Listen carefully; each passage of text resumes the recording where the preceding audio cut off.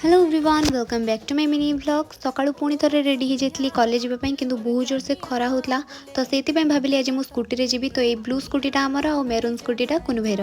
तो कॉलेज जाके आम डांस प्रैक्टिस करूँ ता भर आम मुंडे भूत सवार है कि आम यात्रा एक्टिंग करूँ। तो फुल व्लॉग आपण मैंने चेक कले जानीपारे। तो तापर आम थकी जाइलु। तो स्मृति आम टिफिन कौन बन देखिए। तो सी बन आम भेजिटेबल सिमेई मो भाषा।